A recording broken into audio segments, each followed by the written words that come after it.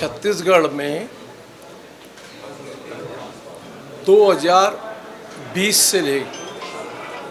लगातार महादेव ऐप के नाम पर अरबों खरबों रुपए का भ्रष्टाचार,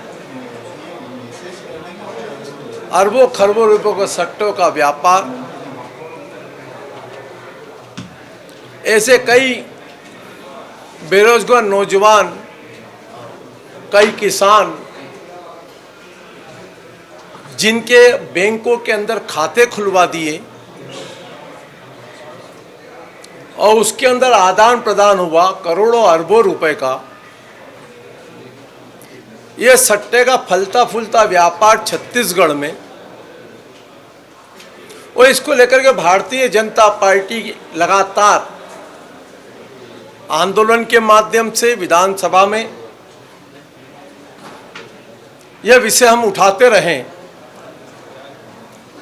सुर्खियों में भी समाचार पत्रों की बनी रही। और जब महादेव ऐप को लेकर के जब मैंने ईडी को शिकायत की, वह तथ्य, वह सब चीजें उनको उपलब्ध कराई कि किन के संरक्षण में यह काम चल रहा है। विदेश में बैठे हुए लोग जिनके माध्यम से छत्तीसगढ़ में संचालन हो रहा था,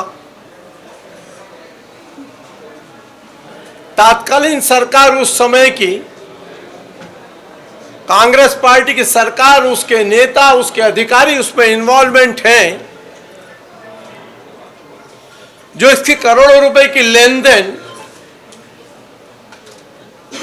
और जब ईडी की एंट्री होने के बाद ईडी ने ऐसे कई अधिकारियों के बारे में तथ्य एकत्र किए, इनकी जानकारियां आई, इनका संचालन करने वाले वहां से लेकर के दुबई में बैठे हुए हजारों बेरोजगार छत्तीसगढ़ के,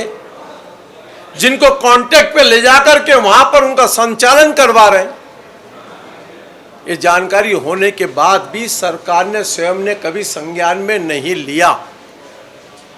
छोटे छोटे लोगों के ऊपर कार्रवाई करना, लेकिन वो कार्रवाई क्या, जुआ सट्टा एक्ट के तहत जब थाने के अंदर बयान ले रहे हो, वो बयान की विवेचना करते करते अधिकारी बैंक में जाता है और एक अभियुक्त अपनी शिकायत करता है कि मेरे बैंक में मेरा खाता नहीं है साहब, मेरे खाता नहीं है इसके अंदर। उसके बाद में भी उसके खाते में करोड़ों की लेन देन हो जाती है, और वो जा कर के बोलता है कि मेरा खाता बंद कर दो, तो बैंक वाले उसको चमकाते हैं, धमकाते हैं पुलिस वालों के सामने। उसके बाद में भी सरकार कोई कार्रवाई नहीं कर रही थी। यह सत्य है, और यह पुलिस की विवेचना में थाने के अंदर एफआईआर के बाद में लिखा हुआ बयान है। जब ईडी की एंट्री हो गई और ईडी की एंट्री में कई बड़े बड़े दिग्गजों के नाम जब खुलना चालू हुए, उनकी लेन देन की बातचीत आई, सरकार की जानकारी के बाद में भी सरकार ने कुछ नहीं किया। जब वर्तमान नई सरकार आ गई, पहला विधानसभा सत्र है, मैंने गृह मंत्री का ध्यान आकर्षित किया और मैंने बताया कि किस किस तारीख को किन किन थानों के अंदर एफआईआर है। आपने कहा 90 एफआईआर हुई कईयों के खिलाफ है। मैंने कहा उसके आगे की विवेचना में कौन कौन दोषी पाए गए। छोटे छोटे लोग पकड़ में आ गए जुआ सट्टे के एक्ट के तहत, लेकिन जो करोड़ों अरबों रुपए का सट्टे का व्यापार कर रहे थे महादेव ऐप के नाम पर, वो विदेश में भी है, यहाँ पर भी है, और बिना राजनीतिक संरक्षण के ये इतना बड़ा स्कैंडल इस छत्तीसगढ़ में नहीं हो सकता।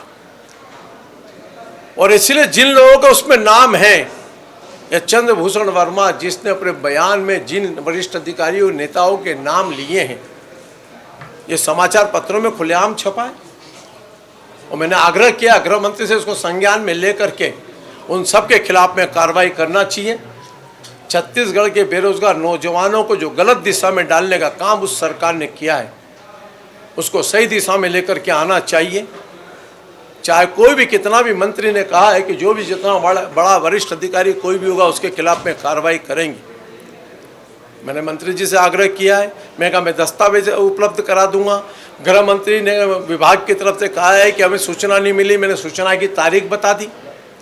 मैंने विवेचना में सब चीज़ बता दी, किस किस ने क्या क्या किया यहाँ तक बता दे रहा हूँ। और ये सरकार से पूरी उम्मीद है